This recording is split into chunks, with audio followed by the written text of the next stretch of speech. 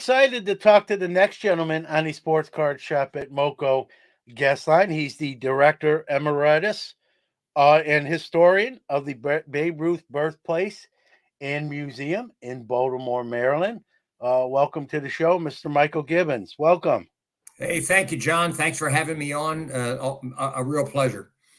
Well, I appreciate you. I know you're a busy guy and got a lot of stuff on your plate, so I appreciate you joining us today. You know, Babe Ruth, I don't care whether you're a Yankee fan or whatever your fandom is. I mean, he's an icon of baseball, maybe, the true first icon of the sport in the terms like we know it today. And we're going to definitely talk about the man and the legend himself. Kind of the history, your history and the museum's history and how they sort of intertwine as well. Well, I've been involved with the Babe Ruth Birthplace Museum for 40 years. Wow. And so my start came back in 1982. I was a documentary producer, and I was doing a documentary. I had been commissioned to do one on Babe Ruth. So I'm in Baltimore, and I thought, well, I think one of the first stops I need to make is to go down to the Babe Ruth birthplace and see what they can tell me. Because I certainly, as a baseball fan, I was aware of Babe Ruth, and I was aware that he was born in Baltimore. But aside from the big records, the 60 home runs and things, I didn't know a whole lot. And so, this is 1982. I took off and went down there and interviewed the people who work there. And in addition to finding out some limited information about Babe Ruth, I found out that the institution was struggling. So as a baseball fan, I said, well, let me see, what can we do to make the Babe Ruth Museum healthy or healthier? And so I got involved, and we made a project, got the Orioles involved, did some Orioles display at the birthplace. Why? Because when I went to the Orioles, I said, the Baltimore Orioles signed Babe Ruth to his first contract back in 1914. And so there is, even though it was a minor league Orioles franchise, there was a link between the Orioles and Ruth. And the general manager of the Orioles at the time, a guy named Hank Peters, who was a pretty good GM, by the way, he said, sure, sounds great to me. Do your thing. And I was like, okay, great. So we got going and kind of got the Babe Ruth Museum on a more solid footing. And after about a year or so, they asked me to become the executive director of the Babe Ruth Museum. And I had no idea what that meant.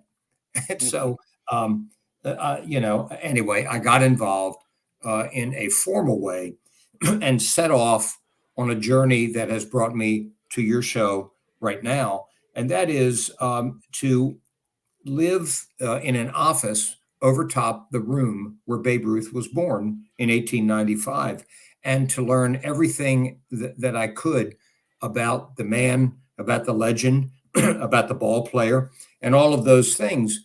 And going back to your original statement, he is the iconic figure of baseball, but quite frankly, he is the American icon of all sports played in this country. I mean, he is the most celebrated athlete in any of our lifetimes, probably around the world, I would think. A Babe Ruth autograph is as recognizable as any autograph on the face of the earth. How about that? Abraham Lincoln. How about Babe Ruth? Probably more so. So, he's a great ball player. Within the past year with Aaron Judge, with Ohtani doing his thing as a pitcher and power hitter, we've had a lot of media attention. People want to talk about Babe Ruth. Our belief is that he remains the standard against which all major league players measure themselves. He had 206 career number one marks. He set records, 206 records, most of which have been broken. But nevertheless, think about that. And I think that Aaron Judge, when he hits 62 or whatever, it's Babe Ruth. Yeah. That's where the attention goes back to. Yeah, crazy. I got to ask you, and obviously in 1982, the building and what the museum was then to now is vastly different. What was it like when you first showed up in 82? For obviously we can't go back in a time machine, but for someone who saw it in 82, how would you describe where they were at that time with the location?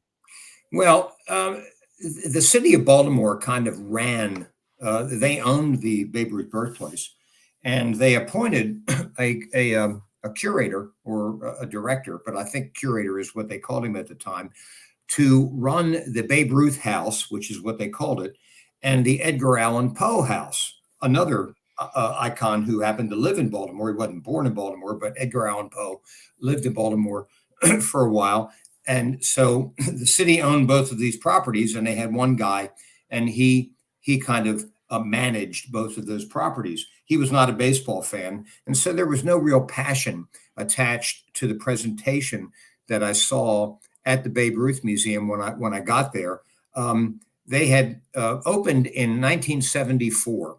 That's when it opened to the public. Hmm. Ruth was born in 1895.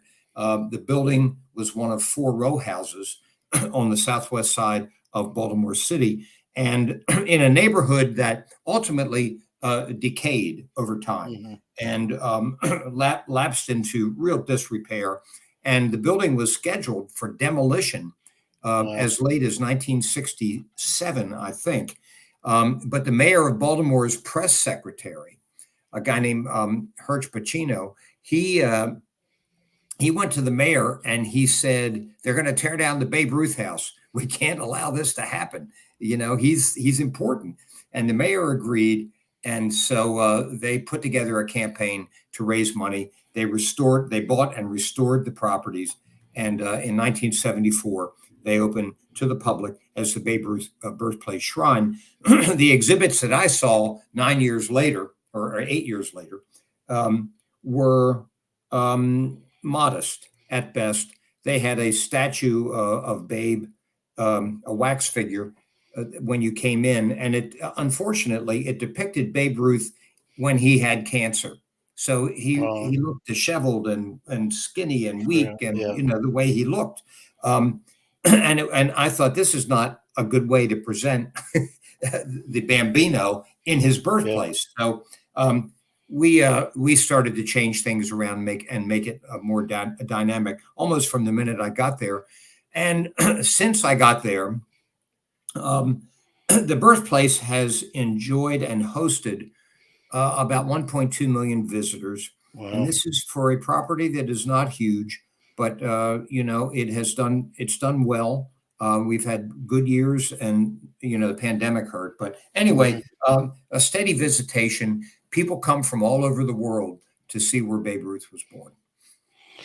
Yeah, and just to think how when listening to you, Michael, how close that building, like you explained, came to not existing anymore, quite frankly, and that's scary to think, right? You know that it may not be there for people to pay their respects and visit and see, and thankfully it still is, and I know with what you've done, it's a lot different than like you said it was in 1982. So I mean, just talk about how many approximately. I mean, how many items pertaining to the Babe are housed within the museum itself? Oh, thousands. Uh, Yeah, we get donations not every day, but every week. yeah. Some very unique things come to us from time to time on Babe Ruth. Uh, but when I got involved, um, people were more inclined in the early '80s to donate things to museums like Hmm. Cooperstown or Babe Ruth Hmm. Museum or whatever. Um, but within that decade, that first 10 years or whatever that I was there, I watched a Babe Ruth autographed baseball go from a value of about $100 for a baseball, Mhm. unless it was an extraordinary, baseball that had a big history behind it. But about $100 to thousands of dollars within Mhm. the first 10 years that I was there. And I realized that whereas people initially, when I got involved, were donating things, then it became more of a challenge for us to get the items into the museum. So we had to make a decision pretty early on that if John Newman had a Babe Ruth autographed baseball, that he was toying with the idea of selling it or doing something with it at a museum. Would we take a loan? And it was like, yeah, I'll take the loan. Our job, in my opinion, anyway, is to get an artifact that helps us interpret the Babe Ruth story and get it on display for the public so that they can enjoy it. I don't care who, what the provenance is. I don't care who owns it. My job is to get that art, the John Newman autographed baseball of Babe Ruth, out on display to the public so that the fans can enjoy it. And that's pretty much our mission. We do get a lot of donations, but also have a lot of things, prominent things on display at the museum, like the Babe Ruth rookie card, which are loaned to us by benefactors who understand the value of getting Mhm. stuff out in front of the public. Yeah, that was going to be a question I was going to ask, Michael's. What percentage, like, does the museum itself own outright to, like, to stuff that's maybe on loan? Like, hey, it's still my item, but I'm going to let the museum put it on display. What would you say the percentage is I would of say that? that probably 80% of what of Ruthian items that we display are owned by the museum. And Okay. that, but we pick and choose if there's something really cool, that like the Babe Ruth rookie card, that we think the public really needs to see, then we're going to bring that in. And Yeah. but whatever helps us to tell the story. But in Mhm. truth, most of the stuff, at least Babe Ruth stuff, is in the possession of the museum. Now we have, over all of these decades that I've been involved, have evolved to become a de facto state sports museum. So we Yeah. house the Orioles collection, the Ravens collection, Mhm. the Baltimore Colts collection, Maryland Terrapins, Michael Phelps, Yeah. Carmelo Anthony, prominent Marylanders, Home Run Baker, Lefty Grove, and guys like that. So we have those things within our collection. A lot more of those items, especially with the current active teams like the Orioles or the Ravens or the Terps, they're on loan from the institutions or teams that we represent. Yeah, and you mentioned Carmelo Anthony. I'd be remiss here in Syracuse. He's revered here as well, as he brought the school their only basketball championship here in Syracuse in Well, we South Century. we have his Syracuse championship ring at the Yeah, museum.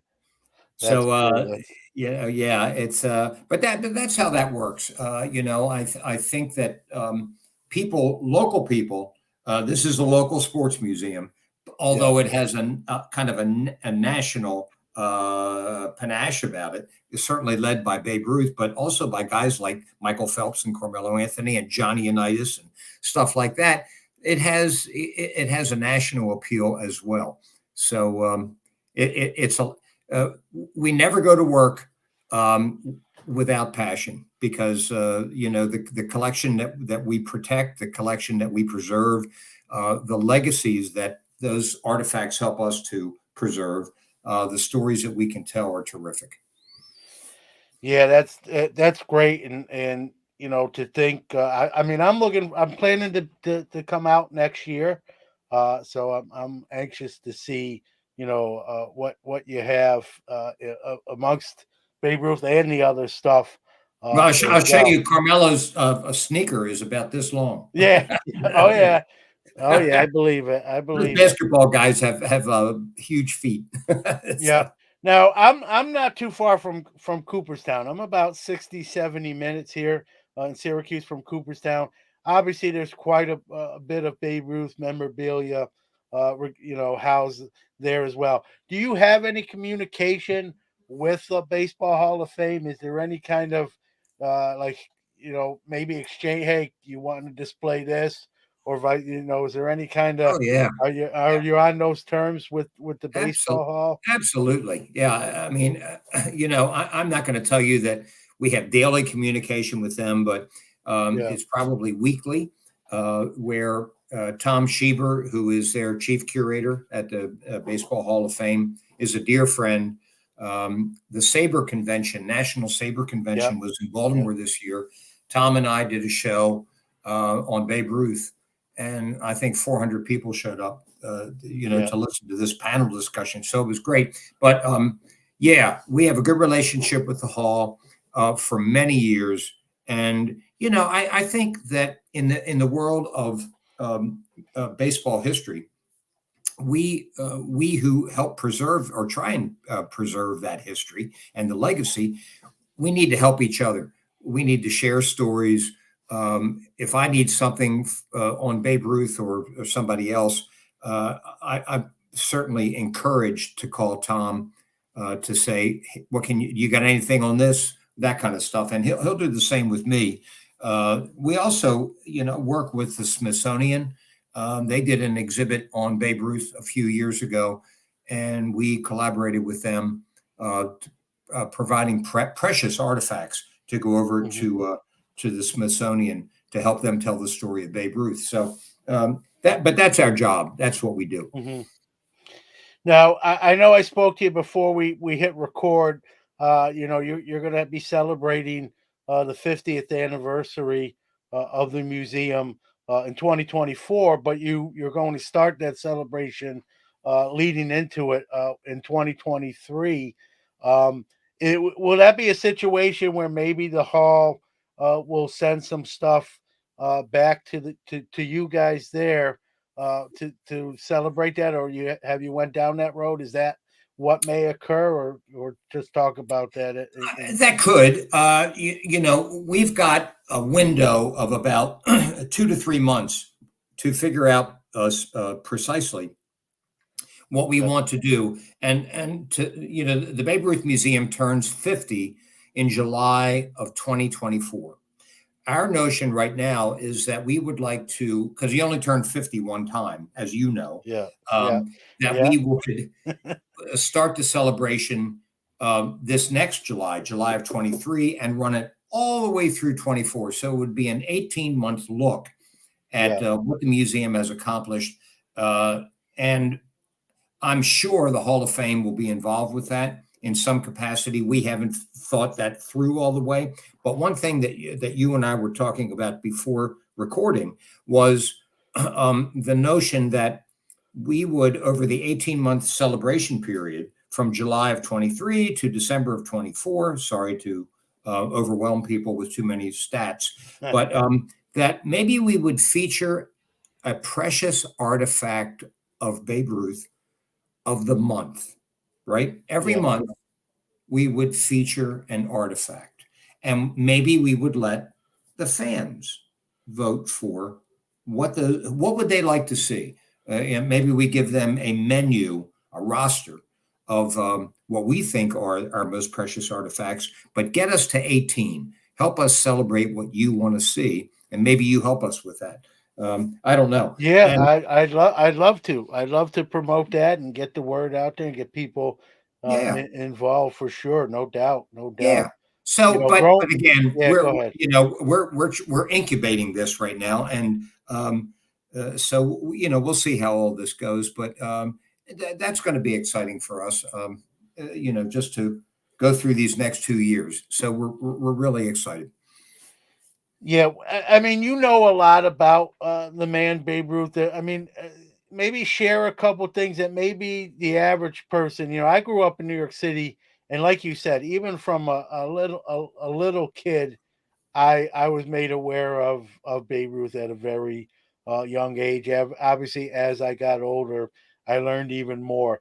Maybe share a couple things that, unless you're a diehard Babe Ruth fan, or you may not realize about them? Is there anything that sticks out? Yeah. Well, as an old documentary guy, you're a media Yeah, guy, so yeah. I am too. And when I got to the museum, I thought one of the uh, first things that we ought to do was start to talk to people and put them on tape. Talk. Yeah. And in 1982, when we started recording people, um, there were a lot of guys around and girls who had firsthand experience with Babe Ruth, guys who pitched against him, guys who batted against him, teammates, different things like that. So our audio archives is pretty astonishing. But perhaps the most important interviews of the thousands of hours of interviews that we've conducted over the years with people about Babe Ruth were interviews that we did with his daughter Julia, who just passed away a couple of years Mhm. ago at the ripe old age of 103, and she was a dear friend. And Babe's only surviving sister, Mamie. Um, the Ruth family, Catherine and George Sr., had 8 children, and only 2 survived early childhood. uh, George, Babe, Ruth, and Mary, Mamie, Ruth Moberly. Mhm. So the interviews that we got with both of those women are pretty revealing. Mamie, Babe's sister, told us that when he was sent off to St. Mary's Industrial School, and by the way, he's not an orphan. He had a family. Mhm. Um, he was a bit of a delinquent. But Mhm. we have found out over time that by the time he turned 7 and he's kind of running the streets, and maybe he'd go to school and maybe he wouldn't, the state of Maryland passed a law saying that if children were truant from school, that they would be put away in state institutions. And Babe Ruth's father, George Sr., knowing that his son was a truant from Mhm. time to time, decided he did not want his kid to be placed in a state institution, and paid for him to go to St. Mary's Industrial School. Mhm. That was not known for a really long time. So, anyway, that happened. And that's how Babe ended up at St. Mary's. But Mamie told us that she and her mother would go take the streetcar from downtown Baltimore to St. Mary's Industrial School, a distance of a couple of miles. And by the way, St. Mary's Industrial School, if you come to Baltimore, I'll take you out there. Or, Yeah. you can go and see where Babe Ruth learned how to play baseball. It's very cool. It's Yeah. very, very cool. Um, but anyway, Mamie said that when she and her mother visited Babe at St. Mary's, it was like going into a prison. They would send them into a giant meeting hall, probably the cafeteria or something, Yeah. and that they would be taken in first and seated at like a lunch table or whatever. And then what St. Mary's called their inmates would be brought in to meet with the families. So George Jr. would be brought in, the inmate, to meet with Mamie and her mother, his mother as well, Yeah. and then they would have 30 minutes, and then they were out of there. But it was Yeah. Mamie said it just always felt like a prison. Yeah. So there is that. And so that's firsthand information that you get. Now, Julia, she has so many stories to tell over many years, but some of the more interesting things that I found out was that Babe really enjoyed listening to radio shows. And when he was home in their New York apartment, they would, on Sunday night after dinner, Julia and her father would go into the radio room, whatever that was. And she said his favorite shows were The Lone Ranger and The Green Hornet. Yeah. So, you know, Yeah. it's great stuff. Yeah. Get that. Another story that we found out that probably it's never been recorded in a biography. Jane Levy did, the big fella. Have you read that, by the way? No, no, I haven't, but Get on it. yeah, okay. I'll Get put it on on my list. I like to read, I'm a teaching assistant now, so I have some more time to read. I've really taken up. I've always read books in some capacities, but it. I go through them a little quicker now. So I'll put that on Yeah. the list for sure. Well, because guys like you and me live sports every day, Yeah, I tend not, and I'm an avid reader, and I yeah, taught college for 23 years. I taught college yeah, writing. So that's great. I'm all around words and stuff like that, but I don't read a lot of sports books because I yeah, live it every day. yeah, And yeah, but Jane spent a lot of time at the museum doing research in our archives, yeah, listening to all the audio interviews, and she concentrates on a lot of things, but one of the things is his early days in Baltimore, which is important to us because that's what yeah, Baltimore Can Embrace is that time from 1895 to 1914 when he goes off to Fayetteville, North Carolina, to his first spring training, and she reveals some stuff that none of us knew, and it's really good. But one thing she didn't get was that in 1908, and let me think about this. Ruth is born in 1895, He's so he's 13. He's 13. 13 years old. Yeah, Uh, it's amazing to me that this stuff hasn't gotten out before. But St. Mary's Industrial School, which is a Catholic school, yeah, Xaverian Brothers run it. And they had a sister school in Detroit, I think by the name of St. Leo's. And St. Leo's was located right next to a manufacturing firm, and they made adding machines. I think it was Burroughs adding machines. Don't quote me on that. But, yeah, but anyway, um, Burroughs adding machines had joined an industrial league baseball thing. So they joined a baseball league, and they thought that would be a good incentive for their employees to stay with Burroughs because they were offering them, a chance to play ball competitively and, all yeah, that stuff. This is 1908. So Burroughs wanted to win the Industrial League championship. So they got in touch with St. Leo's, who went to St. Mary's Industrial School, and St. Mary's shipped like 10 players and a coach, Brother Matthias, who taught Ruth how to play baseball, and they went to Detroit for the summer. Think about this. yeah, And they won the championship as ringers. These yeah, kids, teenagers. yeah, Um, and and nobody knew that, and now we know it, and it's true. yeah, yeah, It's an amazing story. And it's part of what keeps my old bones going every day is that these stories continue to come to surface yeah. and help fill out more the story of Babe Ruth. Yeah, no doubt. You mentioned some of those, conversations with relatives that are in the archives now as they've have passed on. Are there any current descendants or current family of Babe like that's involved or that you see or talk to or come to the Well, museum sort of? yeah. Um, uh, on Julia, so there are two daughters, Dorothy and Yeah, Julia. Okay. And so Dorothy died in the early 80s. I met her just as I got to the Babe Ruth Museum. And hmm, then a little while later, she passed away. So I didn't have a relationship with her, but she has five children, I think. And hmm, Julia, who I got to know really well for a really long time, she had one son, Tom. So we have a grandson on Julia's side, and we have the grandchildren on Dorothy's side. And Linda Tassetti, who is a grandchild hmm, of Dorothy, or a child of Dorothy, um, kind of heads up that side of the family. So the heritage continues. Yes, the yeah. heritage continues.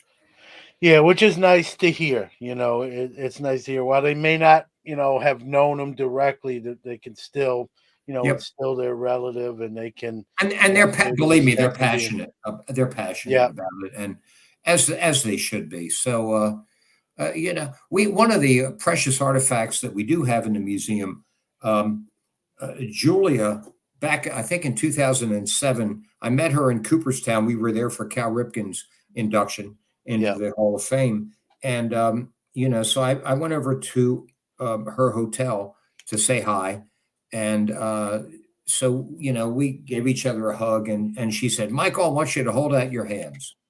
And I held out my hand. She said, I want to give you something for all the work that you've done to preserve my father's legacy. Close your eyes. I closed my eyes, and into my hands, she put his rosary. wow, This is Catholic, the beads, yeah, if people don't know what a rosary yeah, is. yeah, But anyway, she told me that he had carried this throughout his life. I don't know where he got it from. She didn't tell me that, whether it came from St. Mary's, which is where yeah, he got the Catholic religion kind of thing going on. But it was uh, on the post of his deathbed in the New York yeah. hospital. And we have that on display at the museum. And That's it's artifacts like that that help us really interpret the story of that man's life. You know, yeah. Yeah, no doubt, and to give it to you, and now everyone can see it there. You mentioned about the 50th and anniversary celebration, and having people select sort of their favorite items. I got to ask you, I know you just told the story with the rosary. What obviously, like you mentioned, there's thousands of items pertaining to Babe Ruth and his life and legacy. What are some of your favorites that, even though you've seen them countless times, still, maybe put you in a little awe, or you still stop and think about, what it kind of represents, or the history of the item itself? What are a few of those that may be right at the top of your list? yeah, there are many, Yeah, but I'll give you a couple. Um, Sir, we have a bat that he used in 1927, the year he hit 60 home runs, yeah, and it has two characteristics that make it unique. One is that it is slightly warped, huh, and it's on display in a case. yeah, So if you were in the museum and you looked at that case, your brain would say that thing is curved. It's got a slight curve to it. It's warped. So that's one. And people remark about that. Say, is that bat really?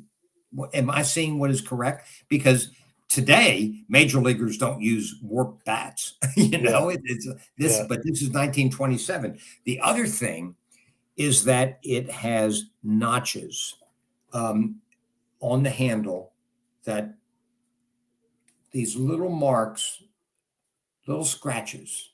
yeah. So, and there's like 10 of them or something.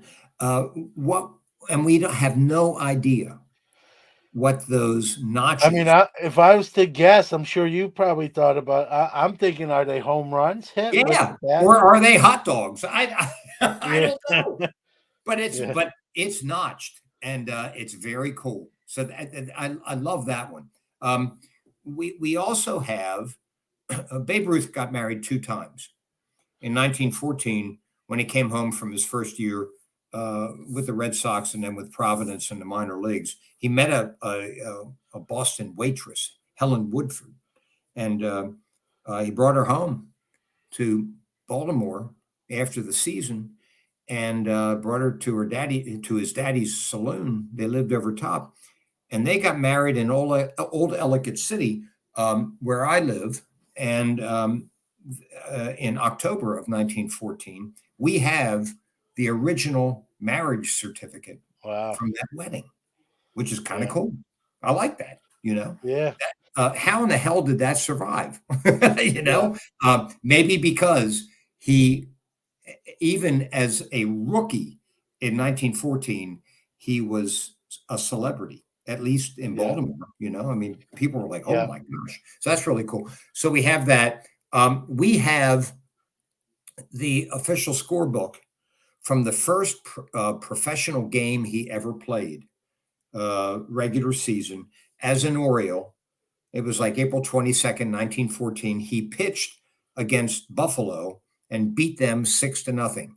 And we have the scorecard, the Yeah. professional scorebook from that game, which is astonishing to me. I didn't that was there when I got there. I don't Yeah. know how it got there, but it's there. So that's an important one. Babe Ruth, we think, may have been the first American athlete to have business cards. So we have a Babe Ruth business card, George H. Ruth, 1918, Boston Red Sox, and it has his stats as a pitcher. Whatever his record Yeah. was, it was good, with his ERA and the one loss record. And it says George H. Ruth, Boston Red Sox. Yeah. And that thing is valued at $60,000, right? Because Wow. it's and but we have to understand that he maybe is the first American athlete to have a business card. He's the first American athlete or professional baseball player to have an agent, the first baseball player to endorse merchandise. We have Babe Ruth underwear, which is for kids, not for Babe Ruth. It's a product. And we have some of that. And all of that is just really important, I think, to us. We have a bat that Shoeless Joe Jackson used in a game. Now, Shoeless Joe is ahead of Babe in the baseball chronology. He Yeah. started before Babe Ruth did. So Babe Ruth comes along, probably meets Joe in 1915 or 16 at the latest, Yeah. leading up to what happened in 1919. Yeah. And so Joe had his baseball model bat, this big, thick handled thing that you'll see if you come to the museum. And he gave it to Babe Ruth and said, "Here, kid, Yeah. check this one out before you select your own Louisville Slugger model." So we Yeah. have a bat game used by Shoeless Joe Jackson and Babe Ruth. That's kind of cool. Yeah. I like that. Very cool. And I'll venture a pretty safe guess. Probably only one in existence. I, Uh, I, I hope. yeah. I, You I, know. th- I think so. When Ruth went to Japan in 1934, heading a list of American All Stars coached by Connie Mack, featuring Jimmy Fox and Lou Gehrig and Mo Berg, the Yeah. catcher, and who was a spy and all that stuff. Yeah. Um, the Japanese adored Babe Ruth. We have home movies from American missionaries that the women came to the museum in my early days there. The women who had shot Babe Ruth home movies playing baseball in Japan. And then, as this is 1934, they got closer to war with the United States, the American missionaries smuggled themselves and the film out of the country and ultimately brought it to the Babe Ruth Museum in the early 80s and donated Yeah. it to us. But, we had that, they gave us the film, and all of a sudden we were on the Today Show Yeah. showing that film because that's the cachet of Yeah. Babe Ruth. We have new Yeah. film of Babe Ruth. Oh my God, we got to see. Yeah. And that continues to this day, John. Yeah. He's the man. He's the man. Yeah. I mean, how often do you get something new? Is it like you said? Is it weekly, or maybe not that often at this point because of where we're at on the timeline, or how? What would you? How would you? Yeah, I would say. I mean, something just came across today. A Yeah. family just emailed, an attachment, and they've got it looks like a Babe Ruth coin or pin. I think it's a pin that depicts him probably as a Boston Brave. It's a facial thing, Yeah. and They're like, what do we do with this? So in a lot of cases, we will assist people trying to find the right avenue to Path. approach Yeah. to deal with this memorabilia. Certainly, we would like to have things donated to us, but we know that that's not always realistic, a realistic option for people, especially if there is a big dollar sign attached to whatever they've got. But Yeah. we try and help them a little bit. And what I mean by that is we will direct them to experts who we know, because Yeah. we're not appraisers. We are not Yeah. authenticators. We don't, Yeah. we're not in that business. So I might direct somebody to you or to Danny Yeah. Black or to a couple of appraisers that we use in the Baltimore area and just say, we think that this thing may have value. Here's who you need Yeah. to be in touch with. Yeah. And then they go about their business. And sometime that results in a donation to us or a loan to us. Yeah.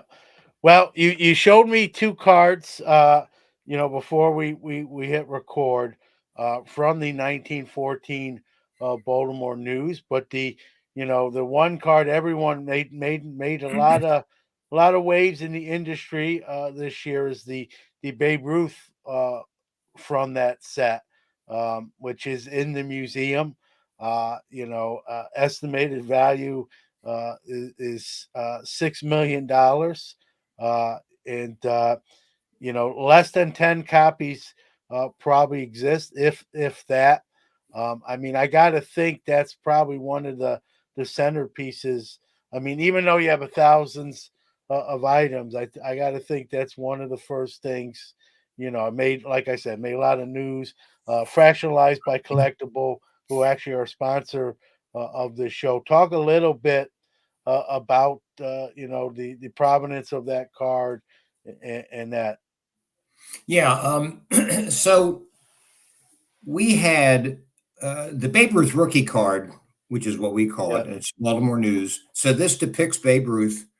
It's a vertical photograph of Ruth uh, in an Orioles uniform. Although he has like a warm up jacket on, so you Yeah. don't see a jersey, but he's in uniform. It's a sideways shot, vertical, full, head to toe of Babe Ruth, and it says Ruth, pitcher of Baltimore or whatever. Yeah. And so Babe Ruth started his career with the Orioles in 1914, and by the way, I'll tell you a little story that your people Yeah. probably don't know. Okay. Uh, We like so that. Babe Ruth is a high school at at St. Mary's Industrial School. He is a pitching phenom. You know, he's 18 years old and he's lights out. And word is getting out there to the extent that the minor league Orioles owner manager Jack Dunn goes to St. Mary's to see a marquee matchup between Babe Ruth pitching for St. Mary's Industrial School versus Billy Morissette, who is pitching for Mount St. Joseph's High School, also controlled by the Xaverian brothers. So it's two Mhm. Catholic schools, and the game is played at St. Mary's. Jack Dunn goes, sees this game. Babe Ruth dominates Billy Morissette, who also got signed by the Orioles, by the way. But anyway, so Jack Dunn on Valentine's Day of 1914 goes to St. Mary's Industrial School and talks to the brothers there and says, I want to offer George a professional contract. So, and it's for $600. Mhm. And so they said, well, that's fine, but you need to sign papers that make you his legal guardian because we are not allowed to release these kids until they're 21. We Mhm. are responsible for them. So Jack Dunn says, I will sign legal guardian papers. And Babe Ruth goes off to the Orioles in Fayetteville, North Carolina in February of 1914. And when he gets down there with the Orioles, he's like exuberant. He's crazy. He's never been in an elevator. He rides up and down. He's never been on a bicycle. He's up and down. He almost got killed riding the bicycle. He's doing all these things. And so his teammates start calling him Jack Dunn, the owner manager who signed him to his contract. Yeah. They call him Jack Dunn's baby. And by mid-March of 1914, in spring training, the Baltimore Sun refers to him as Babe Ruth. Jack Dunn's baby equals Babe Ruth. So that happens. So now this card, we have 13 1914 Orioles on display at the Babe Ruth Museum. One of those cards is of Babe Ruth. One is of Jack Dunn. That's kind of cool too, you know. Yeah. That's really good.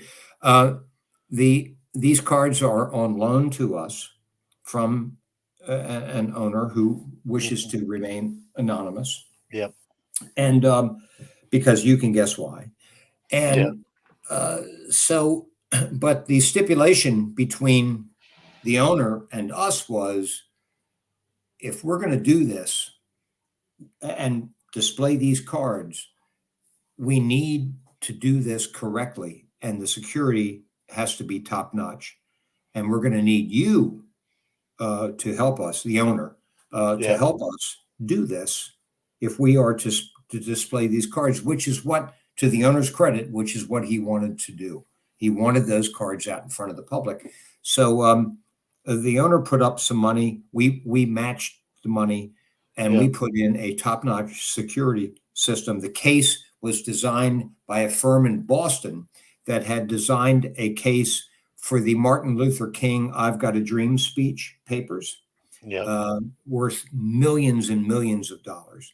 And so we put in a lot of additional security. So this thing is secure to the best of our ability. I mean, you know, somebody could go in there with a bomb and blow up stuff. You can't control that. You do that, you're defeating the purpose anyway. That's right. For what you're trying to get.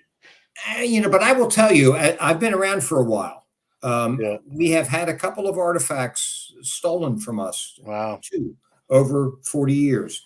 And in both cases, we got the artifacts back. And you know why? Right. Because the first time it happened, I was scared to death. I was new. An artifact was stolen. And, you know, the people who mentored me said, get the word out. Don't worry about the reputation of the museum. Just get the word out, because they can't move hot property. And in fact, that was the case both times. We have not had any theft activity down there in 30 years. So, you know, we're pretty confident that we have good security. We have a very secure archives, and we need to, because, you know, we have a great collection, and it's really good. But anyway, this rookie card, as it is displayed with its 12 Oriole teammates, is a centerpiece for our presentation at the museum right now. I mean, it's what people want to see. People from out of town coming in, they want to see the rookie card. But what I showed you before, and I don't know if we can do it very effectively here, there are 13 1914 Oriole cards known to exist. And in two cases, the museum had duplicates of 2 of the 13 cards. So in other words, there are 13 cards on display, but there are 2 cards who represent players already on display. And and here they are. They are, let's see who they are. Stand by 1 second. Yep. Take your time. We have a pitcher named Davidson. And these guys, by the way, never really amounted to anything, but this is an original 1914 card. And I'm going to tell you a little caveat about this. And the other player is a batter, a fielder by the name of Twombly. And here's Twombly. Yep. And so you see him. But I mean, these are not household names in Major League Baseball. history or whatever, but because of their association to the rookie card, Yep. they Yep. are extremely valuable, um, No doubt. in and Yeah. of Well, themselves. they're well, listen, Michael. They're, number one, they're 108 years old at this point. The cards themselves, and like you said, just the rarity of those cards that are left that haven't been destroyed. Right, From I'm probably not breaking any news to you. I don't the story goes they didn't make even in 1914 they didn't produce a lot of them even then when they were new, and right. so not many have survived the test of time, and so just on that, the correlation with being teammates of a legend, Babe Ruth, the value is built in there, and just cool Absolutely. that Well, you have cool that you have all those cards. Not obviously the Ruth is the centerpiece, but the fact that you have the whole set is together like that is just tremendous. yeah, But go I ahead. mean, it really is. And to see every day, to see fans come in and behold the cards. And of course, we have a video presentation on what is it that makes baseball cards so special to Yeah, America's culture. You know, yeah, and actually, we have, Cooperstown is a yeah, talking head what is it about baseball cards that makes them more valuable than mhm, football cards or basketball yeah, cards or any cards? They are what they are, but there is a rationale behind that. There is a reason, which I'm not going to bore you with, but it's pretty intriguing, and um, but they are near and dear to us, and certainly these cards, as the guy from Cooperstown said, it's like your favorite player back in the day, a long time yeah, ago, people just put them in their pocket. It was like, yeah, I got a little piece of my guy here, yeah, yeah, and I'm not sure it's that way anymore today, but you know what I mean. yeah, yeah. A little more. Well, back then. I mean, people who were listening will probably be nodding their heads, and they know back then, like you said, it was more. Hey, this is my favorite player, my favorite team, and that's Right. why I like this card. Did you Now have a there's favorite player as a uh, kid? bro, yeah, I was, being from Brooklyn. Obviously, he actually died a month before I was born. But being a Oh, Brooklyn kid, Michael, and you see him wearing a Brooklyn Dodger hat, Jackie Robinson, to me, even though I didn't get to see him personally play, and quite frankly, never was on the planet at the same time while we were both alive. Just he passed away in October of '72. I was born in November of '72. But what he meant to not just the Brooklyn Dodgers, the city, but just society in general, and the things he stood for, and what the difference that he made on and off the field.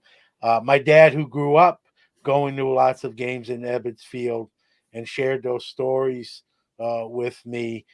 He became someone I looked up to. Anytime I had to do an essay or a book report, he was always the guy I would focus on, to the point. I've said this on my podcast more than once. It to the teachers would say, "You did, you got to pick someone else, John. You can't keep." Doing like essays or speeches, or pick someone else. And then I usually would pick another Brooklyn Dodger player, maybe Duke Schneider, Roy Campanella, or someone along those lines. So and then as far as current players when living in New York, I was a big Thurman Munson guy, and then he tragically passed away. I've told the story. That was the first time, I believe I was 7 or 8 when he passed, and I didn't even at that age I hadn't went to a wake or a funeral. I didn't really know what death was, and so when I saw the news report on TV that Thurman Munson was gone, I didn't really grasp the gravity of the situation. And this will tell you how little I grasped it. I remember asking my grandfather, "Does that mean Thurman's not going to play baseball anymore?" I didn't even, right. Wow. and he had, that was when he had to explain to me kind of really what death was, and I cried. You know, at that point I had never met Thurman. I watched him play, but I didn't have any connection other than watching him play and him being my favorite player.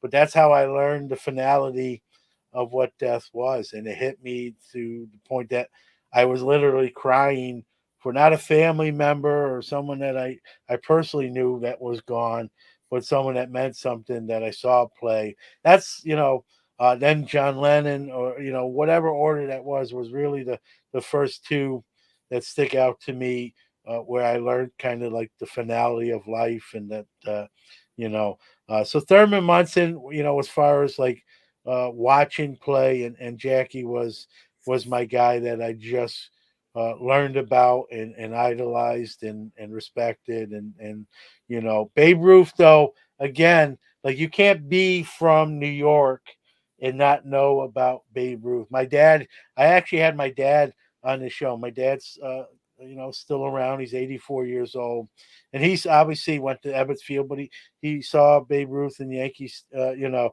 he didn't see him, but he knew about him. But he he remembers when he was on the show, and he told me the story when it came across the radio that Babe Ruth had passed away, and everyone knew he was very sick, and that's what was going to wind up.